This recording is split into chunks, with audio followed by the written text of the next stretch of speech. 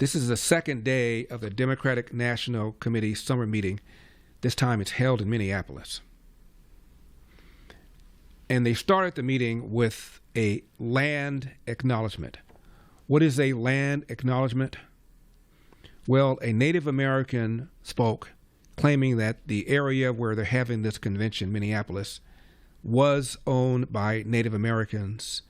And frankly, you guys are squatters, and you need to at least acknowledge that you're squatters and do something about squatting, I guess. Number 16. Thank you, Pastor Rome. Now, please welcome a friend of mine from the Minnesota DFL, their treasurer, and her name is Lindy Somek, who is from the Saginaw Ojibwe Nation, and she's going to deliver our land acknowledgement today. Lindy.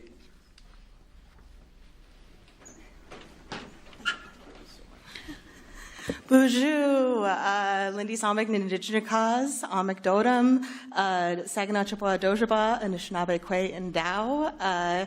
Good morning, DNC members, friends, and relatives. Let's talk about the land for a second. The DNC acknowledges and honors the Dakota Oyate, the Dakota people, who are the original stewards of the lands and waters of Minneapolis. The Dakota cared for the lands, lakes, and the Wapatonka, the Great River, the Mississippi River, for thousands of years before colonization. This land was not claimed or traded. It's a part of a history of broken treaties and promises. And in many ways, we still live in a system built to suppress Indigenous peoples' cultural and spiritual history. As Democrats, I ask of every one of you to not allow land acknowledgements like these to simply be the checking of a box. Be curious, ask questions, ensure our Native neighbors are heard, and work in partnership with your Indigenous communities. Honor the legacy of this land and its people by engaging today with each other with honesty, humility, respect, and compassion. Chimigwech, and thank you so much.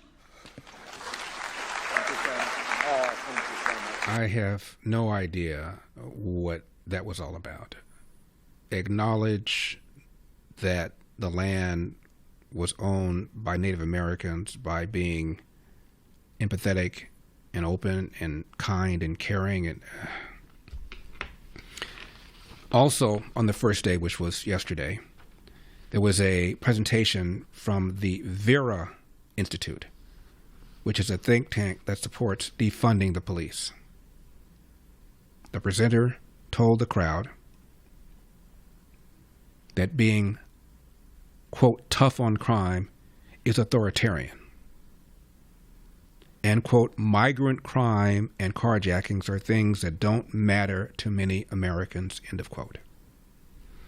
I repeat, migrant crime and carjackings are things that don't matter to many Americans, close quote, said this presenter on the second day of the Democratic National Committee's summer meeting. The AG of Minnesota, Keith Ellison, the one who thought that George Wallace was a Republican, bragged about suing the Trump administration for preventing minors from receiving sex change procedures. The Oakland, California mayor, Barbara Lee, the one who, during the debate here in California, she ran for senator, wanted a minimum wage of $50. She bragged about her city's refusal to cooperate with ICE. Governor Tim Walz was in mid-season form, number 29.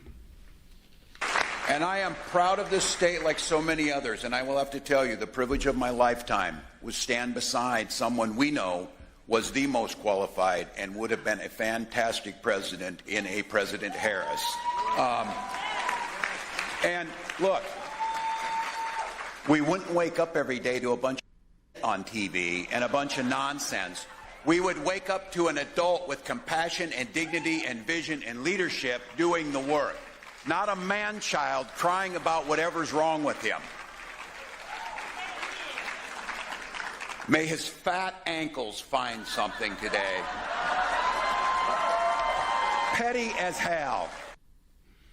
May his fat ankles find something today, said the man who wanted to be vice president. Of course, no acknowledgement that the borders are now secure. Don't call her border czar. Borders are. We were told for 4 years that either they were secure, or when they couldn't say that anymore with a straight face, the next line was, well, it's as secure as it can be given the lack of comprehensive immigration reform. Gas prices down. Price of eggs dramatically down. Stock market recently hit record highs. S&P recently record highs. NASDAQ recently record highs. The man's approval rating, according to at least one poll, 54%. At this juncture, much higher, almost 10 points higher than Barack Obama's was at this juncture in his second term. And what does the governor of Minnesota say? May his fat ankles find something today. Majority of people support his crackdown on crime in Washington, D.C. Majority of people support ICE deporting the worst of the worst. Again, a 10-point higher approval rating than the most popular Democrat in the country, Barack Obama, had at this juncture in his second term. For full shows, live and on demand, it's Salem News Channel.